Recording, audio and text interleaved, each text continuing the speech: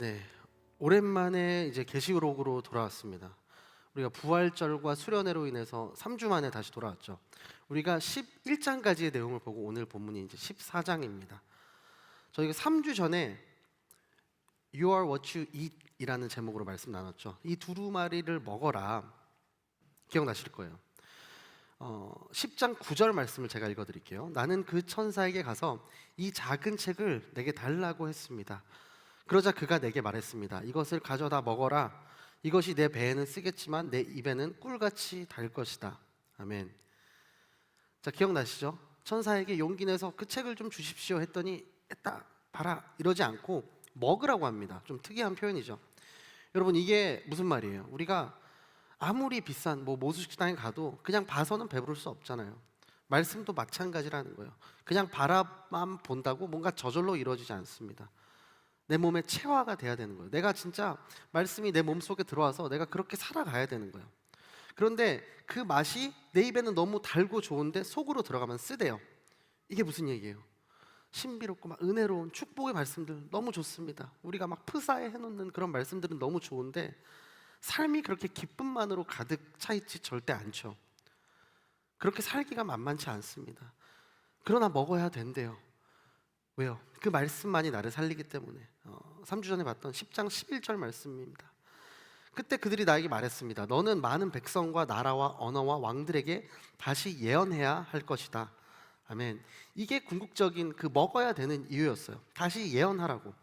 6번째 나팔이 이제 불려지고 있는 이 시점에서 아무도 회개하지 않으니까, 다 죽게 생겼으니까. 근데 하나님의 목적이 뭐예요? 심판하고 죽이시는 게 아니잖아요. 하나님의 목적은 돌이키는 거잖아요. 내가 말씀을 먹고 내가 이 말씀을 체화해서 다시 예언해야 되는 이유가 여기 있는 거죠. 요한이 그랬잖아요. 요한이 이 편지에 쓰고 있는 이 요한도 한평생 말씀을 전한 사람이었잖아요. 나이가 90이에요. 이제 죽을 때가 얼마 남지 않았겠죠. 그런데 이 말씀을 다시 듣는 겁니다. 다시 너 이렇게 전해야겠다. 그렇게 얘기를 하는 거예요. 나팔 6개 불면 회개할 줄 알았더니 아니다. 정말 완악하다. 그렇게 다시 전하라고 말씀하시는 거예요. 오늘 좋은 말씀 너무 많죠. 오늘날에 교회도 많고 좋은 모임도 많고 좋은 컨텐츠도 너무 많습니다. 문제는 뭐예요? 그만큼 말씀을 전하는 사람들이 있느냐 이거겠죠. 내 삶에서 받은 말씀을, 먹은 말씀을 그대로 내가 다시 외치지 않으니까 전혀 주변 사람이 변화되지 않는 거죠. 이 주변이 체인지가 되지 않는 거예요. 야고보서 말씀이 이렇게 전했습니다. 1장 22절이에요. 여러분은 말씀을 실천하는 사람이 되고 듣기만 해 자신을 속이는 사람이 되지 마십시오. 아멘. 말씀을 실천하는 사람이 안 되는 것, 그냥 게으른 사람이 아니래요. 자신을 속이는 사람이래요. 여러분, 이 사명이 우리에게 있음을 기억하시기 바랍니다. 자, 사도 요한이 정말 죽음을 앞두고서 그렇게 다시 전하라는 말씀을 적어서 우리에게 이렇게 전해준 이유가 여기 있는 거예요. 자, 이게 3주 전의 말씀이었고 12장, 13장을 저희가 못 봤잖아요. 그래서 제가 잠시만 좀 내용을 정리해보고 갈게요. 여러 상징적인 요소들이 나옵니다. 12장에는 용, 여자, 아이가 나오고 13장에는 두 짐승이 등장을 합니다. 제가 이제 GPT한테 여러 가지로 좀 제시어를 주고 그림을 그려달라고 했는데 끝끝내 적당한 그림이 나오지 않아서 제가 말로 한번 설명을 해볼게요. 자, 해를 입은 한 여자가 12장에 등장합니다. 이제 대개 하나님의 백성, 교회 이렇게 상징한다고 봐요. 그 여자가 아들을 낳아요. 그 아들이 장차 쇠지팡이로 만국을 다스린대요. 하늘나라에 이제 보좌에 앉히게 된대요. 그럼 누구를 가리키는 건 너무 분명하죠. 그리고 한편 하늘에서 전쟁이 일어납니다. 용이 미가엘과 천사 군단과 싸우는데 져서 쫓겨나요. 땅으로 쫓겨납니다. 이 용이 여자와 그녀의 후손들을 막 박해하려고 하나 보호를 받는다. 요게 대략적인 12장 내용이에요. 그리고 이어지는 13장에서는 이제 하늘에서 떨어진 용이 있었다면 바다에서 올라오는 짐승이 등장합니다. 그의 머리에는 하나님을 모독하는 이름이 있었다고 합니다. 용이 그 짐승에게 권세를 주니까 사람들이 그 짐승을 경배해요. 재미있는 게 이제 그들의 패턴이거든요. 예수님을 되게 비슷하게 따라합니다. 예수님의 죽음과 부활을 비슷하게 따라하는 장면이 있어요. 13장 3절입니다. 짐승의 머리들 가운데 하나가 치명상을 입어 죽게 된 것 같았습니다.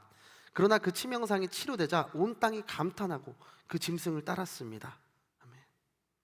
자, 치명상을 입어 죽은 건 아니고 뭐라고요? 죽게 된 것 같았는데 그게 치료되니까 온 땅의 사람들이 그를 경배했다는 거예요. 이단들의 모습이죠. 그렇죠? 뭔가 새로운 걸 제시하지 않고 그냥 있었던 거를 비슷하게. 이단의 뜻이 뭐예요? 끝이 좀 다른 거예요. 끝이 되게 비슷하게 따라합니다. 그런데 이들의 권세 또한 영원하지 않다고 해요. 자, 13장 5절입니다. 짐승은 오만하고 하나님을 모독하는 말을 할 입을 받았고 42개월 동안 활동할 권세를 받았습니다. 42개월이라는 제한적인 기간 동안에만 활동할 권세를 받았습니다. 그리고 13장에 다른 몇 구절을 가져왔어요. 9절, 10절, 18절입니다. 그래서 우리에게 이제 권면을 하는 거예요. 누구든지 귀 있는 사람은 들으십시오. 누구든지 사로잡힐 사람은 사로잡힐 것이요 누구든지 칼로 죽임을 당할 사람은 칼로 죽임을 당할 것입니다. 여기에 성도들의 인내와 믿음이 있습니다. 그리고 18절에 여기에 지혜가 요구됩니다. 지각 있는 사람은 그 짐승의 숫자를 세어보십시오. 그것은 사람의 수이며 그 숫자는 666입니다. 아멘. 그 유명한 666이 등장을 합니다. 우리가 666으로 상징되는 사탄의 역사에 현혹되지 않아야 할 텐데 그러기 위한 조건들이 있죠. 좀 전에 이제 제가 밑줄 친 부분들이에요. 귀 있는 사람들, 하나님의 음성을 듣고 우리에게 요구되는 인내와 믿음 그리고 지혜, 그러니까 하늘의 분별력을 구해야 한다. 이게 13장의 간단한 메시지입니다. 그리고 이어서 오늘 14장을 보게 되는 거예요. 근데 오늘 본문이 6절에서 시작하죠. 사실 잘 돌이켜보시면 우리가 신년 예배 본문이 14장 1에서 5절이었어요. 그래서 이어서 오늘 6절에서부터 보게 됩니다. 도표를 잠시 보여주시면 이제 편지가 있었고 7개의 편지가 있었고 이제 재앙들이 있잖아요. 인재앙, 나팔재앙, 대접재앙이 있는데 그 바로 15장부터 대접재앙이 시작됩니다. 12에서 14장까지가 그 삽입장으로 보시면 돼요. 그러니까 대접재앙 시작하기 직전이구나 이렇게 보면 되실 것 같아요. 오늘 우리가 읽은 본문에서 이제 세 천사가 나오죠. 각각 천사들의 메시지를 한번 봅시다. 자, 첫 번째 천사의 메시지는 하나님의 영원한 복음을 전하는데 그 안에 숨겨진 두 가지 모습이 있다는 거예요. 오늘 본문 6절을 다시 한번 볼게요. 또 나는 다른 천사 하나가 공중에 날아가는 것을 보았습니다. 그는 땅에 사는 사람들 곧 모든 나라와 족속과 언어와 백성에게 전할 영원한 복음을 가지고 있습니다. 아멘. 자, 마지막 심판이 이르렀다는 소식을 영원한 복음이라는 말로 표현하고 있어요. 자, 이 부분을 놓고 위 목사님께서 복음의 이중적인 측면이 있다. 이걸 되게 강조하셨어요. 제가 좀 요약하면서 좀 덧붙여서 말씀을 드릴게요. 복음의 이 중요한 한 가지 측면, 하나님의 진노와 심판 아래에 있는 인류와 이 세상의 현실을 깨우쳐주는 기능이 있다 이거예요. 자, 로마서 1장을 한번 예로 들어볼게요. 우리에게 그 복음을 전하는데 좋은 소식을 전하기 앞서서 나쁜 소식을 먼저 하나 전해줍니다. 사람들이, 그러니까 오늘의 표현으로 하면은 마음 되게 어려울 만한 그런 나쁜 소식을 먼저 전해주는 것도 복음의 본질이라는 거예요. 자, 로마서에서 전하는 복음, 왜 인간에게 구원이 필요합니까? 이런 질문으로부터 시작을 합니다. 그게 왜 그런 거예요? 인간이 하나님의 진노 아래에 있기 때문에. 그러면 왜 인간이 하나님의 진노 아래에 있습니까? 하나님을 분명히 알 수 있는 여러 가지 것들을 제시해 주셨는데, 알려주셨는데 그거를 불의로 막기 때문이에요. 하나님이 그냥 화가 나셔서 막 진노하시는 게 아니라 불의로 진리를 막아서는 사람들 때문이라는 거예요. 자, 로마서 1장 18절입니다. 하나님의 진노가 불의로 진리를 막는 자들의 모든 불경험과 불의에 대해서 하늘로부터 나타납니다. 이는 하나님을 알만한 것이 그들 가운데 분명히 드러나 있기 때문입니다. 하나님께서는 그들에게 그것을 명백히 보여주셨습니다. 아멘. 인간 속에 주신 양심과 어떤 자연 계시를 통해 하나님을 분명히 알 수 있게 계시를 해주셨는데도 그들이 죄로 인해서 받아들이기를 거부하니까 진노하셨다는 거예요. 처음 들었을 때 되게 불편하게 우리가 다가올 수 있지만 만물을 창조하신 하나님을 두려워하고 경배하도록 하는, 깨우쳐주는 게 복음의 굉장히 중요한 요소라는 거죠. 자, 계시록이 기록될 당시 시대 상황이 어땠어요? 로마가 엄청나게 계속 강성해지고 있는 시대. 그들의 시대를 팍스 로마나라고 불렀죠. 로마의 평화. 로마 황제가 이룩한 이 힘의 질서로 만든 이 평화가 영원할 것 같았던 그 시대였습니다. 그러나 그 평화 그렇게 오래 가지 못했다는 거 우린 역사적으로 다 알고 있죠. 여러분 기억하십시오. 세상이 말하고 있는 복음, 세상이 기준 삼아라고 말하는 어떤 그 뉴스들, 좋은 소식 절대로 영원하지 않습니다. 제한적이고요, 일시적이고요. 그냥 뭐 좋은 소식이죠. 좋게 들리는 뭐 넉넉한 재정, 높은 위치에 있는 어떤 권력, 나를 든든하게 뒷받침해주고 있는 어떤 관계들, 우리는 때때로 이걸 복음처럼 너무 기쁘게 받아들일 때가 있지 않나요? 그런데 세상의 것들 영원하지 않다고 다시 한번 얘기하는 거예요. 잠시 잠깐 스쳐 지나가는 것일 뿐이다. 오늘 본문에서 말하는 게 뭐예요? 진짜 영원한 건 이거야. 영원한 건 이거 하나야 라고 이야기하는 거예요.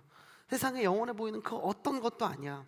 오직 예수 그리스도께서 십자가에서 못 박혀 죽으시고 부활하사 하나님 우편에 앉아 계시는 것, 그분이 우리를 다스린다고 믿는 것, 그게 복음이야. 다른 건 없어. 이 복음에 두 가지 측면이 있다는 거예요. 은혜가 있고 심판이 있다는 겁니다. 우리를 불편하게 할 수 있는 이 심판, 하나님께서 예전에 구약시대에 백성들에게 율법을 주셨을 때 두 가지 측면을 이렇게 강조하셨어요. 신명기 11장 26절에서 28절인데요 개역개정 버전으로 한번 제가 읽어보겠습니다.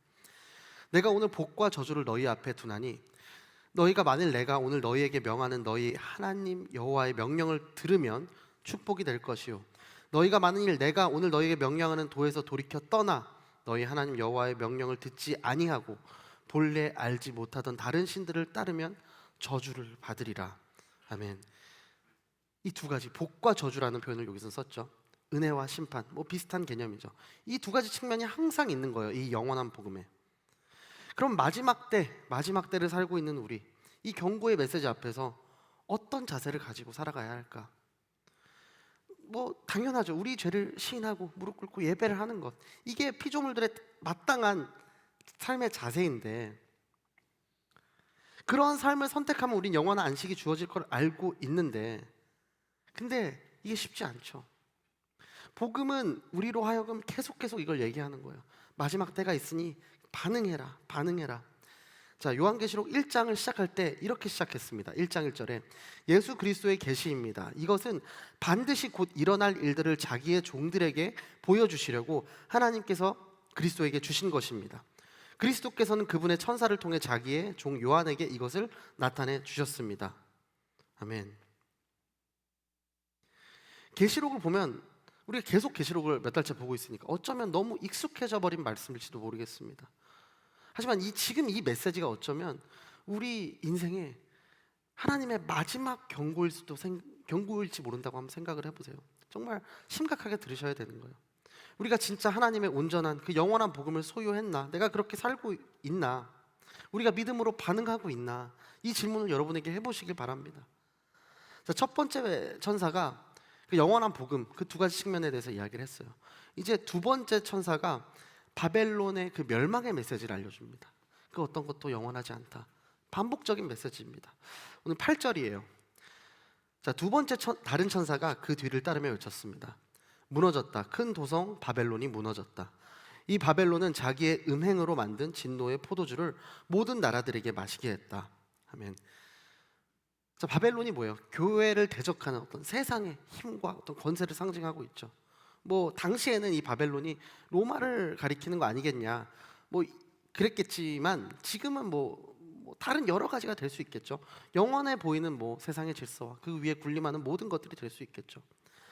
저는 우리 청년들이 힘있고 화려하게 보이는 바벨론에 미혹되지 않고 정말 소중한 것들, 눈에 보이지 않는 내가 지켜야 할 것들을 볼 수 있게 해달라고, 그렇게 분별력을 구하는 기도를 하셨으면 좋겠어요.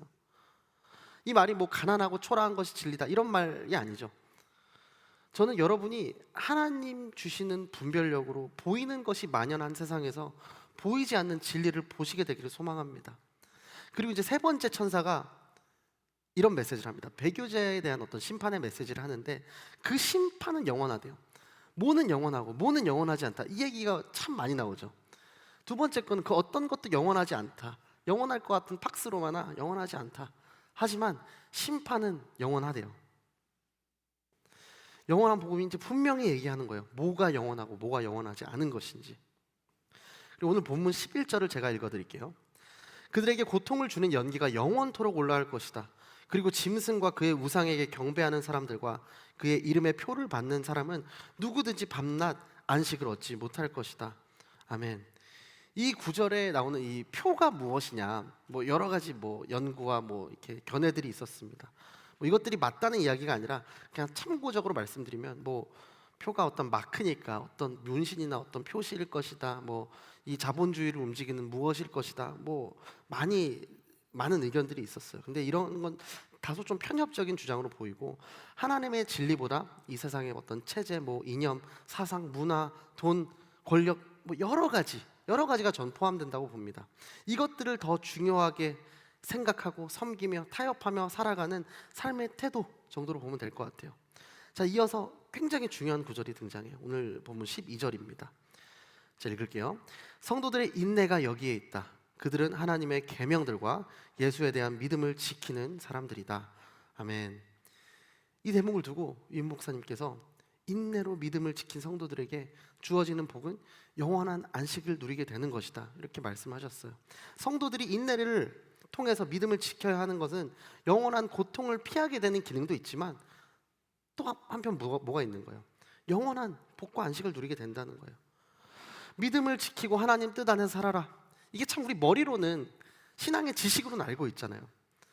그런데 우리를 굉장히 어렵게 하는 성령의 명령 아닙니까? 살면서 주님, 이래도 참아야 됩니까? 여기 어디까지 참아야 됩니까? 이런 생각을 안 해보신 분이 어디 있겠어요? 뭐가 하나님 뜻입니까? 여러 막 물음표들이 생길 때가 있잖아요. 여러분, 그런데 주식하는 분들도 그렇게 버티는데 우리가 못 버틸 이유가 뭐가 있겠어요? 결국은 믿음과 인내 이야기 이렇게 중요한 거니까 이 비슷한 표현이 13장에도 있어요. 여기에 인내가 있다. 성경이 반복적으로 이야기하는 이유가 있는 거예요. 우리가 달려가고 있는 인생의 결승점이 어디가 돼야 되는 거예요? 그리스도인들이 달려가는 인생 결승점은 하나님 나라가 돼야겠죠. 그렇다면 인내하는 신앙이 무엇인가 한번 나눠보려고 해요. 끝까지 인내하는 신앙, 뭐 종종 마라톤과 같다 이렇게 이야기를 하죠. 그런데 왜 그토록 인내가 필요한 것일까? 우리 살아가는 세상이 되게 바벨론 같잖아요. 참 혼탁한 세상이잖아요. 우리에게 진노의 포도주 꼭 먹어봐야 되는 것처럼 그렇게 유혹하는 세상입니다. 마치 에덴 동산에서 선악과 저거 되게 좋은 건데 라고 유혹했던 그 뱀처럼 그렇게 우리를 유혹하는 세상 속에서 살아가잖아요. 이 포도주 마시면은 너 신앙생활도 괜찮아질걸? 이렇게 얘기하는 세상이잖아요. 근데 그 속에서 우리가 세상과 타협하지 않아야 되는 사람들이에요. 거룩함을 유지하면서 죄를 고백하고 그럴 의무와 책임이 있습니다. 그런데 문제가 뭐냐면 이 세상의 유혹이, 이 바벨론의 유혹이 한 번 하고 얘 안 되네 하고 넘어가지 않는다는 거예요. 예수님을 시험했던 사탄도 그랬습니다. 그렇죠? 사탄 안 되겠다 넘어가지 않았어요. 다음 기다리고 있다고 했어요. 계속 그렇게 때를 봅니다. 끝까지 찾아와서 한번 먹어봐 쓰러질 때까지 포기를 모르는 애예요. 그때 우리에게 필요한 게 뭐예요? 다시 12절을 이번에 한번 같이 읽어볼게요. 시작. 성도들의 인내가 여기에 있다. 그들은 하나님의 계명들과 예수에 대한 믿음을 지키는 사람들이다. 아멘. 인내라는 게 그냥 참아내는 게 아니라는 거예요. 인내는 하나님의 말씀과 그 믿음으로 지켜내는 거예요. 버티는 것과 지켜내는 것 좀 차이가 있죠. 좀 전에 뭐 주식 얘기를 했는데 그럴 때 있잖아요. 떨어지는 주식을 보면서 언젠가는 오르겠지, 언젠가는 오를 거, 막연한 어떤 근거 없는 희망을 가지고 버티는 것, 제가 그랬습니다. 그게 신앙의 인내가 아니라는 거예요. 그냥 수동적으로 버텨보자가 아니라 하나님의 말씀으로 믿음으로 능동적으로 지켜내는 게 신앙의 인내라는 거예요. 자, 이어서 천사가 또 다른 이야기를 하나 합니다. 주 안에서 죽는 사람들에게 복이 있다는 굉장히 무섭고도 굉장히 강렬한 이야기를 하죠. 인내한 자들에게 주어진 하나님의 어떤 위로와 복에 대해서 이야기해요. 인내한 자들에게 위로와 복이 더해진다. 제가 아까 마라톤 이야기를 했잖아요. 마라톤이 다른 경기와 좀 다른 게 있다면, 뭐 올림픽 경기는 좀 다를 수 있겠지만 보통 마라톤 열심히 하시는 그런 분들 보면은 우리가 막 1등만 잘했다고 박수를 쳐주는 게 아니잖아요. 완주한 모든 이들에게 수고했다고 박수를 쳐주잖아요. 이게 신앙의 경주와 좀 비슷한 측면이 있지 않나 생각이 듭니다. 신앙의 경주에서는 등수가 아무런 의미가 없어요. 그렇죠? 하나님의 법대로 더디더라도 끝까지 달려가는 것이 중요한 거예요. 바벨론과 같이 이 혼탁한 이 시대를 살아가면서 이 시대와 이 문화와 타협하지 않는 것, 어쩌면 불가능해 보이길지도 몰라요. 하지만 끝까지 인내함으로 믿음을 지키는 사람들에게 이 위로와 복이 주어진다는 거예요. 주 안에서 죽음이 복되다. 이 표현, 이 죽음이 복되다라고 하는데 이게 선뜻 이해가 안 되잖아요. 인간의 죽음이 찾아온 이유가 뭐예요? 바로 원죄 때문에 찾아온 거잖아요. 죄의 결과입니다. 그래서 사탄은 그 죄의 결과인 그 죽음을 가지고 사람들을 자꾸 두렵게 만드는 거예요. 너희 다 죽잖아. 한 번 사는 거 똑같이 한 번 죽는데 그렇게 살 거야? 그렇게? 응? 그렇게 딱딱하고 고지식하게 버티면 세상에서 고립되는 거 몰라? 결국 죽게 될 건데 그렇게 우리 그리스도인들을 두렵게 만드는 거예요. 이게 바벨론의 전략인 거죠. 그러나 우리 그리스도인들에게는 그냥 단순하게 죽느냐 사느냐가 문제가 아닌 줄로 믿습니다. 우리가 진짜 놓치지 말아야 될 게 뭐예요? 오늘 본문 13절입니다. 또 나는 하늘에서 말씀하시는 음성을 들었습니다. 말씀하시기를 너는 이렇게 기록해라. 이제부터 주 안에서 죽는 사람들이 복이 있다. 그러자 성령께서 말씀하셨습니다. 그렇다. 그들이 수고를 그치고 안식할 것이다. 이는 그들의 행위가 그들을 따를 것이기 때문이다. 아멘. 제일 중요한 게 뭐예요? 주 안에서 죽는다. 주 안에서. 우리 그리스도인들이 매일매일 고민해야 되는 그 부분이겠죠. 단순히 죽고 사느냐 문제가 아니라 내가 주품 안에 있습니까? 주품 밖에 있습니까? 내가 주 안에 있습니까? 주 밖에 있습니까? 이걸 날마다 몸부림치면서 고민해야 된다는 거예요. 그러려면요, 우리가 운동 경기에서 잠시 이렇게 작전 타임 하듯이 인생의 방향, 목적, 내가 제일 잘 설정이 돼 있나? 복음이 우선순위인가? 하나님의 뜻이 우선순위인가? 그런 시간이 필요해요. 어떤 영적 경험이, 영적 에너지를 보충하는 그런 경험이 필요한 거예요. 그것이 누군가에게는 한 번의 뭐 예배일 수도 있고요, 뭐 순모임의 현장일 수도 있고요, 뭐 이번에 마친 수련회일 수도 있고, 여름에 우리가 가야 할 아웃리치의 현장일 수도 있겠죠. 다 다르지만 공통점이 있어요. 우리 혼자 수행한다고 되는 게 아닙니다. 그렇죠? 제가 수련회 첫째 날 밤에도 말씀드렸지만 공동체에 떠나지 마십시오. 네, 순에서 조금 말 많은 친구가 있어도 좀 참아주십시오. 공동체 안에 있으십시오. 동역자들에게 기대십시오. 그렇게 주님과 만나십시오. 공동체에서 드리는 예배와 기도와 순모임의 자리를 여러분 사모하시길 바랍니다. 거기에 우리 인생을 역전시킬 수 있는 힘이 있다고 저는 믿어요. 이미 오래 경험하신 분들, 그 감각, 그 느낌, 그 은혜 꼭 기억하셔서 죄와의 전쟁에서 승리하시길 바라고요. 아직 전인 분들은 괜찮아요. 올해가 가기 전에 꼭 경험하시기를 예수 그리스도의 이름으로 축복합니다. 그 경험이 우리 안에서 충만할 때 우리는 죽느냐 사느냐의 문제가 다르게 보일 거예요. 이것을 날마다 고민하며 영적으로 몸부림치는 제2포의 공동체 되기를 소망합니다. 자, 말씀을 오늘 맺어보면서 오늘 본문이 좀 방대해서 하나님의 추수에 대한 말씀이 이제 본문 뒤에 있잖아요. 그 말씀을 전하면서 설교를 정리해 보겠습니다. 자, 14절 이하에서는 마지막 심판을 추수에 대한 비유로 설명을 하고 있거든요. 이 부분이 저도 이제 어제 윈 목사님 설교를 들으면서 되게 은혜를 많이 받았어요. 많이 참고해서 좀 말씀을 드리겠습니다. 이제 두 가지 그림이 있어요. 곡식을 추수하는 이 추수가 있고 포도를 추수하는 요 그림이 있습니다. 14에서 16절, 17에서 20절 이렇게 좀 나뉘어요. 자, 구약의 여러 말씀에서도 심판을 추수로 비유를 했어요. 대표적인 요엘서 말씀입니다. 제가 읽어 드릴게요. 낫을 휘두르라. 추수할 것이 익었다. 와서 포도를 밟으라. 포도주 틀이 가득 찼고 큰 통에 흘러 넘친다. 그들의 악함이 몹시 크구나. 많은 사람들이, 정말 많은 사람들이 심판의 골짜기에 모여 있다. 심판의 골짜기에 여호와의 날이 가까이 왔다. 아멘.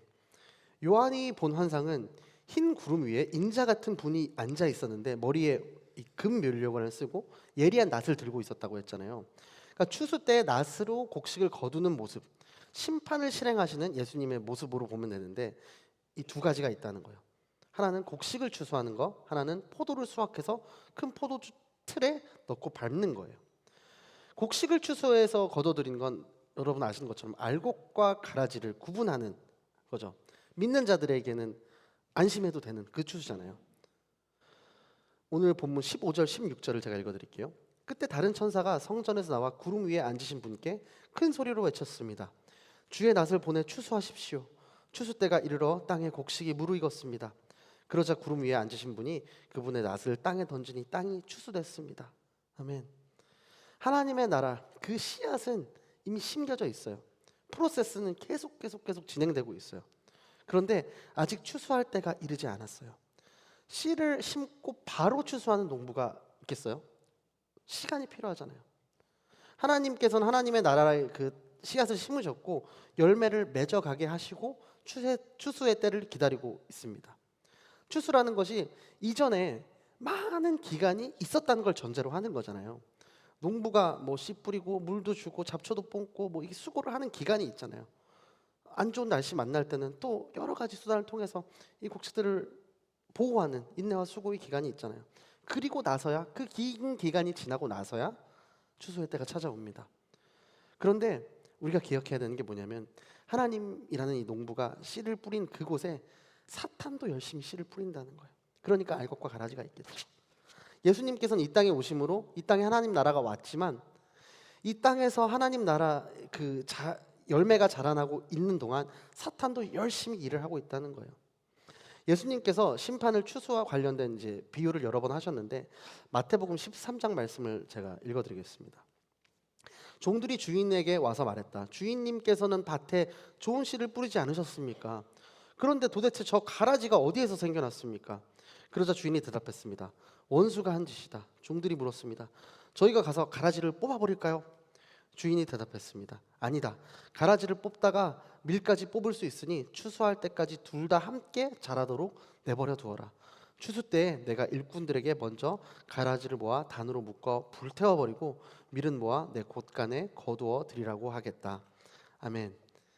종들이 착한 종들 아닙니까? 이게 저 가라지 당장 뽑아버릴까요? 그랬더니 주인이 아니라고 하죠.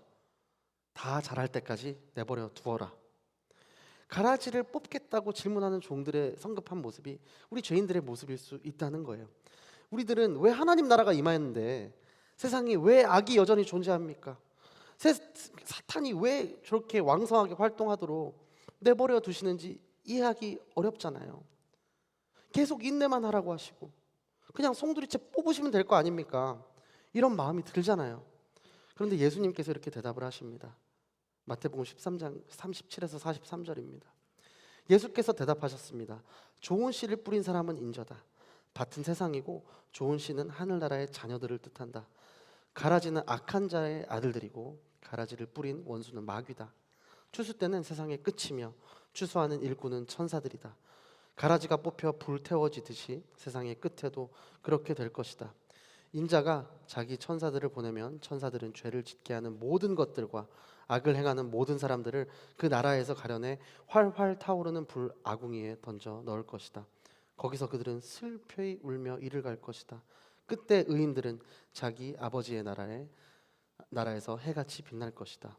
귀 있는 사람은 들으라. 아멘. 왜인지 이제 이유가 설명되어 있죠. 종들이 알곡과 가라지를 일단 정확하고 안전하게 분리를 할 수가 없으니까, 그리고 그 모습, 가라지 같은 악이 우리한테 있을지도 모르잖아요. 그걸 종들이 모르는 거예요. 지금 세상의 악을 제거하려고 할 때 알곡에까지 큰 피해를 입을 수 있기 때문에 그들을 보호하기 위해서. 그리고 더 궁극적인 이유는 뭐예요? 하나님께서는 이 원수 사탄이 심어놓은 가라지까지도 알곡으로 변화되기를 기대하고 계시는 거예요. 제자들이 예수님께 막 사마리아인에게 어떻게 하늘에 불을 내려 멸하셔야 되지 않냐 그럴 때 꾸짖으셨잖아요. 예수님께서는 사마리아인들도 똑같이 구원하시려는 그 마음이시잖아요. 그래서 농부는 인내하며 기다리는 거예요.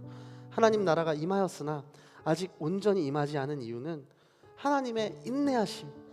오늘 인내하심에 대해 여러분 어디까지 참을 수 있냐고 이렇게 설교 제목을 던졌는데, 하나님의 인내가 아니면 설명이 안 되잖아요. 가라지들마저 돌아오기를 기다리는 하나님의 인내. 자, 이제 두 번째 주소 마지막입니다. 포도주를 만드는 모습. 진노의 심판에 초점을 두고 있죠. 조금 다릅니다. 당시 포도 농사를 하면은 포도주를 만들려고 포도 농사를 하는 거였어요. 그러면 포도주를 막 이제 가죽 부대에 담고 밟는 과정이 있어요. 그런 포도즙이 흘러나와서 쭉 그 틀 아래로 내려갔다고 하죠. 그거를 하나님의 진노의 심판이 집행되는 과정, 그걸로 비유하신 거예요. 포도들이 밟혀서 흘러나오는 포도즙, 심판받아 죽인 사람들, 그 피가 흘러간 거리가 1600 스타디온. 이게 얼마인지 아세요? 이게 300km입니다. 너무나 끔찍하지 않습니까? 장차 메시아로 오셔서 심판을 행하시는 분, 그 심판의 주권자에 대해서 이사야가 이렇게 예언을 했습니다. 왜 그대의 옷이 포도주 틀을 밟는 사람의 옷처럼 붉게 물이 들었습니까? 나는 혼자서 포도주 틀을 밟았다. 백성 가운데 아무도 나와 함께한 사람이 없다. 내가 노여워서 그들을 내리밟았고 분이 나서 그들을 짓밟았다. 그러자 그들의 피가 내 옷에 튀어서 내 옷이 온통 피로 더러워진 것이다. 아멘. 심판주로 오시는 다시 오실 예수님, 포도주 틀에 채워진 포도들을 짓밟음으로써 진노를 실행하셨습니다. 그리고 심판의 대상이 된 이들이 그 진노의 포도주를 마시게 되는 거예요. 영원한 고통을 당하게 됩니다. 그런데 우리가 와, 너무 끔찍하다, 무섭다 이렇게 생각할 게 아니에요. 역으로 이렇게 영원하게 고통받는 그것이 없었다면 예수님이 오실 이유 자체가 없는 거예요. 예수님께서 십자가에 못 박혀 돌아가실 이유도 없었다는 거예요. 여러분, 심각하게 점검해보는 오늘 됐으면 좋겠습니다. 우리의 신앙 지금 어디에 있는가? 예수님의 그 십자가의 죽음을 나의 죽음으로 받아들이고 있는가? 그 은혜에 기꺼이 참여하고 있는가? 그냥 어물쩡 있으면 안 돼요. 제가 수련회 때도 드렸던 예화인데, 제가 아웃리치 가서 그랬거든요. 아웃리치 가서 1일 설교하는데 초등학생 아이들에게 천국과 지옥 설교하면서 어떻게 하면 지옥 가요? 물어봤더니 저는 그냥 뭐 뻔한 대답 나올 줄 알았는데 어떤 학생이, 어떤 아이가, 꼬마가 가만히 있으면 지옥 가요 이러는 거예요. 여러분, 가만히 있으면은 지옥 가는 거예요. 가만히 있으면은 그 경주에 절대 완주를 할 수 없는 거예요. 우리 같이 히브리서 12장 1, 2절을 읽어보면 좋겠습니다. 준비되었을까요? 네, 같이 읽겠습니다. 시작.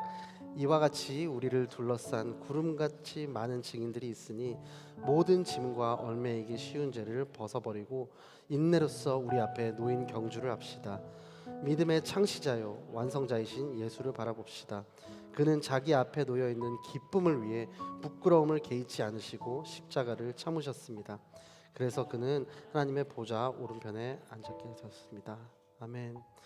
여러분, 그러니까 우리도 한번 참아봅시다. 능동적으로 지켜봅시다. 능동적으로 인내하고 선한 믿음의 경주를 완주해봅시다. 가만히 있지 말자고요. 하나님이 이렇게나 기다려주시는데 우리도 해보자고요. 수치 좀 당하면 어떻습니까? 죽고 사는 문제인데 한번 해봐야 되지 않겠어요? 제가 자막으로는 안 넘겼는데 뒤에 12장 4절에 이런 말씀이 있어요. 여러분이 죄와 싸웠지만 아직 피를 흘릴 정도로 대항하지는 않았습니다. 혹시 이게 우리의 모습 아닐까요? 죄와 싸웠지만 아직 피를 흘릴 정도는 아닙니다. 그리스도가 십자가에서 피를 그렇게 다 쏟아내셨는데 아직 피를 한 방울 흘릴 정도로 싸우진 않았대요. 여러분, 방법은 복잡해 보여도 핵심은 단순합니다. 예수님의 십자가의 복음, 영원한 복음을 받아들이는 것만이 영원한 형벌을 피할 수 있는 유일한 방법입니다. 여러분, 이 영원한 복음을 굳게 믿고 확신하는 자들, 죽음도 주 안에서 복되다, 이렇게 역설적으로 얘기하시는 거예요. 초대교회 그리스도인들이 손에 칼을 쥐지 않고서도 당시 짐승의 세력이었던 로마 제국으로부터 벗어나 세상을 변화시킬 수 있었던 유일한 이유, 그 영원한 안식이 우리에게 있구나, 그걸 알았기 때문이에요. 우리도 그렇길 바랍니다. 영원한 안식을 바라보면서 거기에 반응하자고요. 능동적으로 한번 인내해 보자고요. 지켜보자고요.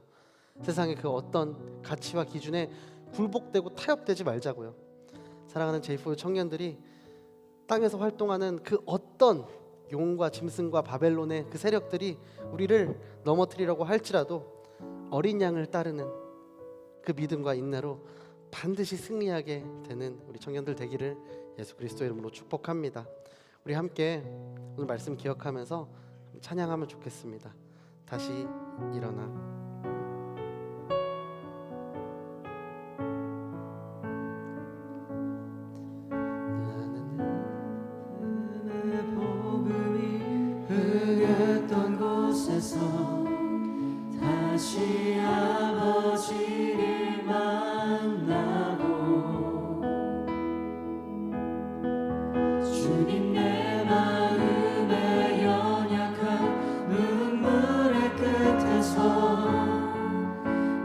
나를 반겨주시네. 작다 생각했던 그의 부르심 다시 나를 회복해 하시네. 다시 일어나 주를 예배함이 내 모든 기쁨이 되리. 그의 기쁨 되어 삶의 모든 순간을 주께 다 내어드리. 다시 처음부터 고백하겠습니다. 나는 내 마음의 복음이 나는 내 마음의 복음이 흥했던 곳에서 다시 아버지를 만나고 주님 내 마음의 연약한 눈물의 끝에서 또 나를 반겨주시네. 작다 생각했던 그의 부르심 다시 나를 회복해 하시네. 다시 일어나 주를 예배함이 내 모든 기쁨이 되리. 그의 기쁨 되어 삶의 모든 순간을 주께 다 다시 일어나 내어드리. 다시 일어나 주를 예배함이 내 모든 기쁨이 되리. 그의 기쁨 되어 삶의 모든 순간이 주께 마지막 다시 일어나 주의 복음이 했던 그곳으로 내가 다시 일어나 주저앉지 않겠습니다. 다시 일어나서 내 모든 믿음의 경주를 되리. 주님 그의 기쁨 되어 삶의 모든 순간을 주께 다 내어드리. 이 시간 기도하기 원합니다. 우리 복음이 우리에게 주신 그 영원한 복음이 기쁜 소식이지만 동시에 우리의 죄에 대해 다시 한번 보게 합니다. 주님, 그 복음 앞에 내가 정직하게 서기 원합니다. 주님, 내 안에 모든 죄를 드러내고 그 회개를 요구하는 그 복음 앞에 주님, 내가 무릎 꿇기를 원합니다. 주님, 제 안에 이 복음이 정말 내가 좋은 말씀을 듣고 그저 찬양을 하고 그저 섬기며 사역하는데 그치게 하는 그 복음이 아닙니다. 정말 내가 회개함으로 내가 다시 어디로 가야 하는지 알려주는 복음인 줄로 믿습니다. 주님, 이 시간 회개하며 나아가기 원합니다. 주님, 내 안에 죄를 보게 하시고 고백하게 하시고 다시 한번 주님 바라보시는 그곳을 바라보게 하여 주시옵소서. 주님, 믿음의 선한 경주를 걸어 나아가야 하는, 뛰어가야 하는 우리에게 갈 길을 알려 주시옵소서. 주님, 내게 회개함으로 말미암아 다시 한번 정결한 예배자의 옷을 입고 나아가게 하여 주시옵소서.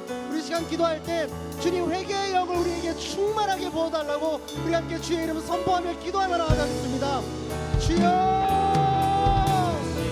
주님 이 시간 회개함으로 나아갑니다. 주님, 그저 좋은 소식이 아닙니다. 내 안의 죄를 정말 청결하게 보게 하는 그 복음 앞에 내가 온전히 서기 원합니다.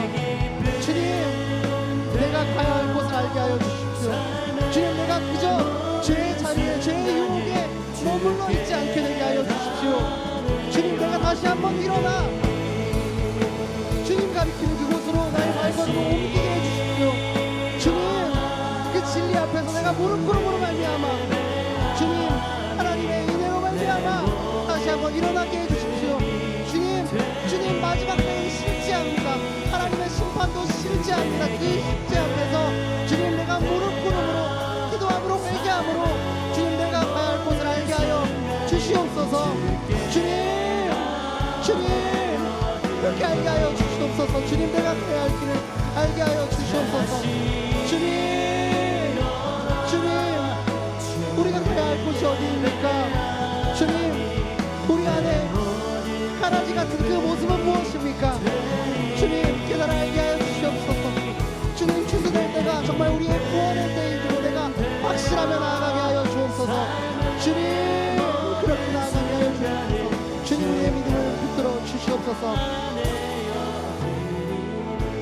이 시간 한 번 더 기도할 때 믿음의 선한 경주를 쌓아가고 있는 정말 달려가고 있는 우리들 주님 우리가 지치지 않을 수 있도록 성령님 우리와 함께 해달라고 그렇게 기도하기 원합니다. 주님 믿음의 길을 걸으며 우리 청년들이 포기하고 싶은 순간들이 왜 없겠습니까? 기도가 응답되지 않다고 생각될 때 주님이 침묵하신다고 느껴질 때 그럴 때 우리의 마음이 참 두렵기만 합니다. 하지만 오늘 말씀 우리에게 분명히 얘기합니다. 끝까지 인내하라고, 끝까지 인내하고 믿음을 지키라고 우리에게 요구합니다. 주님 내가 주 안에서 죽기 원합니다. 주님 내가 더 이상 이 세상에 보여지는 가치와 그 기준들에 이끌려 가지 않기 원합니다. 주님 이 믿음의 경주를 달리는 동안 내가 좌로나 우로나 치우치지 않고 오직 표대 대신 예수 그리스도를 바라보게 하여 주시옵소서. 주님 말씀으로 오늘 하루를 살아가며 하나님이 요구하시는 그 순종들을 쌓아가며 나에게 허락하신 십자가를 메고 가는 그런 인생들이 되게 하여 주시옵소서. 세상이 조롱해도 주님은 아신다는 그 믿음 하나로 오늘도 내가 정말 믿음으로 나의 그 인내의 경주를 버티게 하여 주시옵소서. 주님 이 믿음의 끝에 주님이 있습니다. 내가 그 주님이라는 뼘대를 바라보며 나아갑니다. 우리 시간 주님의 이름 간절히 선포하며 이 믿음의 경주를 싸워나갈 때 달려나갈 때 주님 나와 함께 해달라고 그렇게 기도하며 나아가겠습니다. 주여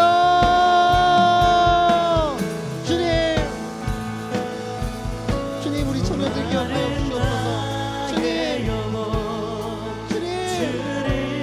이 믿음의 선한 경주를 싸워나가고 있는 우리 청년들 주님 기억하여 주시옵소서. 주님 끝까지 인내하는 자들이 복되다고 그렇게 말씀을 이야기합니다. 주님 지치고 포기하고 싶은 순간들이 왜 없겠습니까? 주님 그 청년들의 정말 마음에 찾아오셔서 정말 그들에게 하늘의 위로를 더하여 주시옵소서. 주님이 절대 침묵하고 계시지 않음을 그들이 알게 하여 주시옵소서. 주님 내가 좌로나 우로나 치우치지 않고 오직 뼘대 되신 예수 그리스도를 향하여 달려나가는 믿음의 경주를 완주하게 하나님 아버지 우리와 함께하여 주시옵소서. 주님 우리에게 요구하시는 그 십자가를 우리가 매일매일 메고 나아갈 때 주님 우리가 함께하여 주실 것입니다. 주님 이미 승리하신 그 승리에 동참하는 우리가 되게 하여 주시옵소서. 주님 주여 우리가 함께하여 주시옵소서. 주님 내가 수동적으로 지키는 것이 아니라 주님께서 내게 요구하신 그 십자가를 메고 나아가며 나의 약함을 자랑하며 그리스도라는 그 한 가지 가치를 붙들고 나아가는 우리가 되게 하여 주시옵소서. 주님 여기 끌어가 주시옵소서. 주님 원합니다. 주님 원합니다. 주님 우리와 함께 해주시옵소서. 주님 우리와 함께 하나님 모든 것을 있게 해주는 하나님 복음의 무게를 아버지 견뎌내는 우리가 되게 하여 주시옵소서. 제대로 회개로 이끄는 주님 아버지 고백합니다. 주님 그렇게 우리를 인도하여 주시옵소서. 사랑하는 하나님 감사합니다.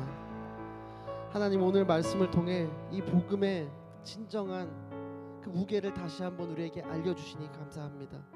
주님 우린 너무 많은 순간에 이 복음마저도 나의 삶의 가장 우선순위가 되어야 할 복음마저도 내 삶의 기준대로 내 편의대로 재단하고 있었던 우리의 모습이 있었음을 고백합니다. 주여 회개하며 나아가오니 주님, 무릎 꿇고 기도하는 우리 청년들 다시 한번 예배자의 정결한 옷을 허락하여 주시옵소서. 우리가 예전으로 돌아가지 않겠습니다. 옛사람의 옷을 찾으려고 주섬주섬 그렇게 내가 예전에 있었던 그 곳을 방황하지 않겠습니다. 오직 예수 그리스도라는 표대를 향하여 나아가겠습니다. 그 길로 나아갈 때, 그 믿음의 선한 경주를 가며 나아갈 때 주님, 우리와 함께하여 주시옵소서. 주님, 우리와 함께 하신다는 사실을 우리가 인정하고 깨달아 알게 하여 주시옵소서. 주님, 이 바벨론이라는 세상이 우리를 유혹하지만 그 끝에는 멸망뿐인 줄로 믿습니다. 주님, 우리가 정말 눈에 보이는 세상의 가치와 기준을 따라가는 것이 아니라 보이지 않지만 이 세상을 통치하고 다스리시는 하나님 나라의 가치와 기준을 따라가는 주의 청년들이 될 수 있도록 성령 하나님 역사하여 주시옵소서. 주님, 그리고 무엇보다 우리가 끝까지 견디기 원합니다. 지치고 흔들리는 그 모든 순간에 주님, 우리의 믿음을 붙들어 주시고 주님을 놓치지 않을 수 있도록 주님 역사하여 주시옵소서.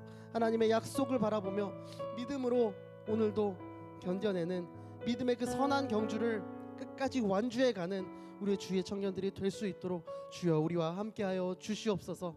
그렇게 우리와 함께 하실 주님께 모든 영광 올려드리며 살아계신 예수 그리스도 이름으로 기도드립니다. 아멘.